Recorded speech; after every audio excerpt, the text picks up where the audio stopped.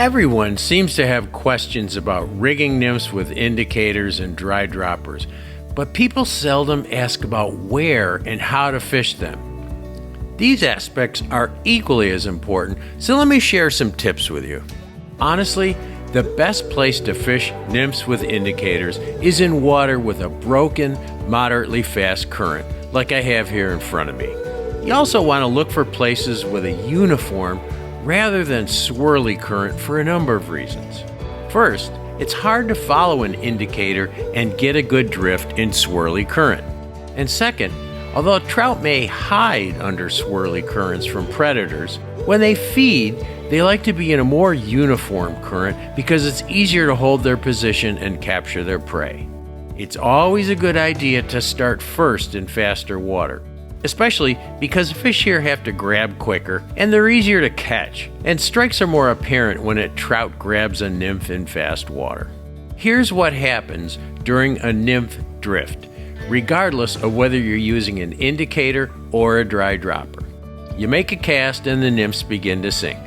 As the nymphs and indicator drift downstream, the nymphs get deeper and finally hang directly below the indicator, if all goes according to plan. This is the place you're most likely to get a strike, although trout can eat the nymph anytime during the drift, and sometimes they take a nymph as soon as it hits the water.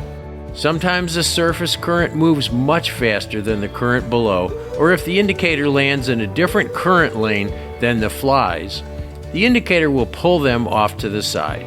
Either of these introduce drag and pull the nymphs, so they move counter to natural stuff drifting in the current, and they don't look realistic to the fish. There are two ways to fix this issue.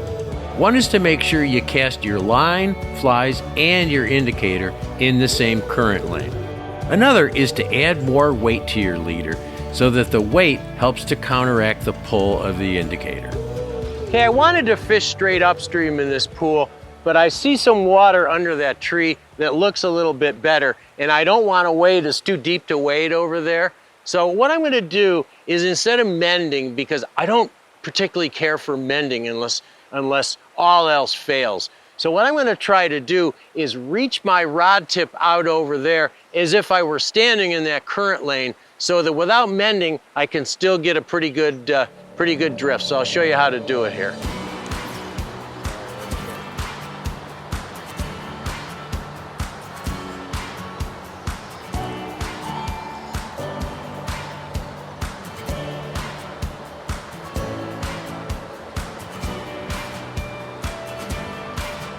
By watching your indicator carefully, you can often tell if your flies down below are dragging or not.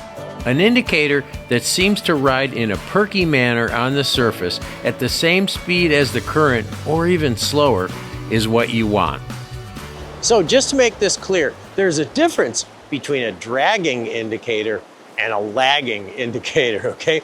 A dragging indicator is when the indicator slides across currents, when the line tightens and you pull it back toward you and it goes across the currents. A lagging indicator is one that's in the same current as the flies, but it's just going a little bit slower than the surface current, because the water down below is always slower than the water on top. So to get that indicator to try to match the fly speed, you want it to be going a little bit slower than the top current. This is not to say you can't fish indicators across stream or even downstream. You'll get a shorter drift, but by making a reach cast or a slackline cast, mending, and maybe feeding some line into the drift, you'll be able to fish nymphs in any directions if conditions won't allow you to fish upstream, like when you have slow current on the opposite side of the river. In this case, casting upstream gives you almost immediate drag. So you're better off moving up and casting downstream to the fish from an upstream direction.